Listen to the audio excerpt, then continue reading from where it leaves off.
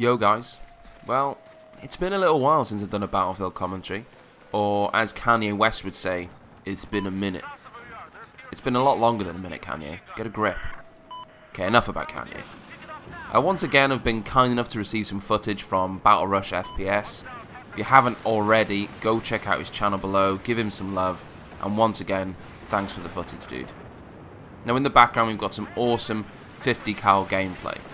In Battlefield 4, the 50 cal and also other weapons are not in a particular class, nor can you equip them by default. They are instead part of what's called battle pickups. So in certain places, strategic places, on the maps, there are weapon crates and inside are these weapons. It's an interesting game mechanic and I want to try it out for myself to see how overpowered or not these battle pickups are going to be. Now, because I haven't done a commentary for a while, we do have a reasonable amount of stuff to talk about. First off, the Battlefield 4 beta starts just next week. For premium members, or people who bought the limited edition of Medal of Honor, the exclusive Battlefield 4 beta starts on Tuesday, the 1st of October, followed by the open beta starting a few days later on Friday the 4th. Now that in itself isn't news, but of course it is exciting times. What is news and worth mentioning though is that the beta is going to be 64-bit only. What this means is that you need a 64-bit copy of Windows installed to be able to play the beta. Some people are still running 32-bit Windows, which is fine, and the game itself on launch will still be compatible with this, but because they natively work with 64-bit at DICE, they have decided, or maybe it was just the way it worked out, that the beta will be 64-bit only. So I'm afraid if you were looking forward to playing the beta and you don't have 64-bit Windows, then you are out of luck. For people who maybe don't have a clue what Windows version they have, there is an easy way to find out.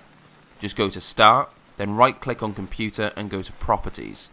If you have a My Computer shortcut on your desktop, then you can just right click on that, go to Properties, and that will take you to the same place. In this page, as you can see, it gives you your system information and it will tell you if you're running either 32 or 64-bit Windows. So, some exciting map news now. As of yesterday, we got a sneak peek at all 10 launch maps for Battlefield 4. We got their names as well, but the names are very, very much code names, or in-house names I should say. For instance, the working title for Shanghai Siege is just Siege, but of course the full name is Shanghai Siege. The working name for Paracel Storm was actually Naval, but the full name is Paracel Storm, so you get the idea. For instance, if we see a map called Naval, that doesn't mean it's going to be its final name. These map names will be working titles, so they will have full names at some point, but at least the names on the maps mean we can get a sense of what they were about. We do have some images for them as well, although some of them are not in-game, but instead the concept art. That being said, we can still see the art and design direction they're going for in each map. So here are the maps so far. We've got Shanghai Siege and Paracel Storm that we're already very familiar with. Next we have a map that was shown briefly on the last trailer, which is Operation Locker. Now the in-house name for this is Prison, so it doesn't take a rocket scientist to suggest it is based around a prison.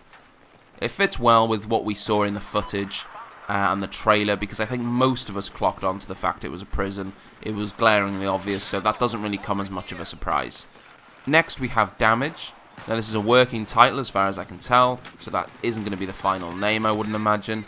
This map seems like an open, very large map, much like the Armoured Kill maps as far as I can tell.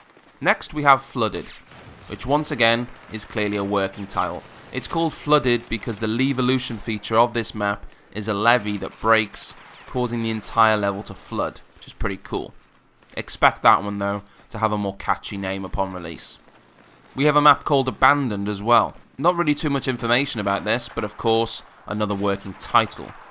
It seems to suggest it's going to be in a derelict warehouse or area that hasn't seen much life, hence the name Abandoned, but that's all the information we can really take from that right now. The next map is one we've already seen a bit of footage from already in the trailers, and that is Golmud Railway. We've already seen that it obviously has a huge railway going through it. We've seen jets on the map, we've seen tanks, so this is going to be a large vehicle-based map. Resort is another working title for a map, and it looks very much like a holiday destination. So by the working title, we can kind of establish that maybe this is some sort of island holiday resort, which would definitely be pretty interesting. It's not something that we're used to with Battlefield environments, really. Okay, so the last but one is Tremors. Again, a working title, but this map is the one I believe we saw in the Levolution trailer where the dam breaks and the rock comes flying towards the screen. No water breaking through as far as I can tell with this one, but it stands to reason there's going to be some sort of earthquake involved with this map, which probably causes the dam to break.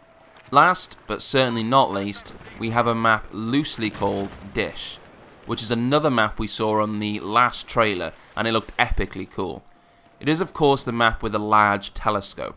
This map is loosely based off the Arecibo Observatory, probably pronounced that wrong, but it does look cool as hell.